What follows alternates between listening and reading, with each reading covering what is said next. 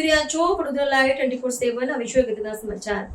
વડોદરા જિલ્લાના નર્મદેપુરા ગામની જ્યોત સખી મંડળની બહેન કેસુડાના ઓર્ગેનિક સાબુ બનાવી બન્યા આત્મનિર્ભર। દર વર્ષે ઉજવાતો આંતરરાષ્ટ્રીય મહિલા દિન વિવિધ ક્ષેત્રોમાં મહિલાઓએ પ્રાપ્ત કરેલી સિદ્ધિઓને સન્માન આપવા માટે તથા લિંગ સમાનતા પ્રત્યે જાગૃતિ લાવવા માટે આ દિવસ મહત્વપૂર્ણ માનવામાં આવે છે।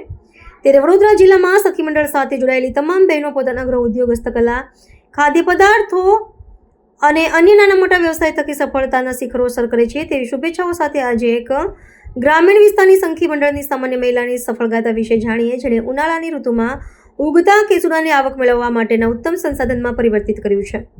ઉનાળાની કડકડતી ગરમીમાં શરીરને ઠંડક આપતા કુદરતી ઉપાયનું ખાસ મહત્વ રહે છે। ઉનાળાની ઋતુ શરૂ થતાં જ જંગલોમાં કેસુડું અથવા પલાશના ફૂલો ખીલવાનું શરૂ થઈ જાય છે। ફ્લેમ ઓફ ધ ફોરેસ્ટ તરીકે ઓળખાતા કેસુડાના તેજસ્વી નારંગી ફૂલ સૌંદર્યની સાથે સાથે આરોગ્ય માટે પણ ખૂબ જ ફાયદાકારક છે। કુદરતી ભેટ સમાના ફૂલોને વ્યવસાયમાં ઉપયોગ કરી વડોદરા જિલ્લાની મહિલાઓ આત્મનિર્ભર અને સ્માર્ટ બિઝનેસ વુમન બની ગઈ છે। વડોદરા જિલ્લાના વાઘોડિયા તાલુકાના નર્મદેપુરા ગામની જ્યોત સખી મંડળ પ્રમુખ નૈનાબેન વાળંદિયા કેસુડાના ફૂલોના ઓર્ગેનિક સાબુ બનાવી નાગરિકોને ગરમીથી બચાવી રહ્યા છે। નૈનાબેન છેલ્લા 18 વર્ષથી સખી મંડળ સાથે સંકળાયેલા છે। તેમણે સખી મંડળમાંથી લોન લઈ પ્રાકૃતિક સાબુ બનાવવાનો વ્યવસાય શરૂ કર્યો હતો।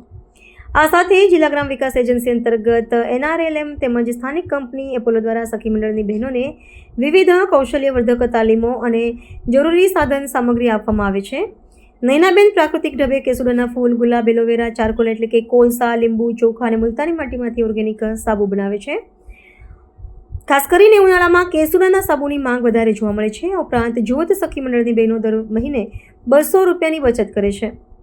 કેસુડો કે પલાશ તેના ઔષધીય ગુણો માટે જાણીતા છે। ખાસ કરીને ઉનાળામાં સૂકા કેસુડાના ફૂલોને ગરમ પાણીમાં ઉકાળી તે પાણીથી નાહવાથી અળાઈઓ અને લૂથી રાહત મળે છે। તે કુદરતી મૂત્રવર્ધક હોવાથી પેશાબમાં બળતરા અથવા પથરી જેવી સમસ્યાઓમાં મદદરૂપ થાય છે।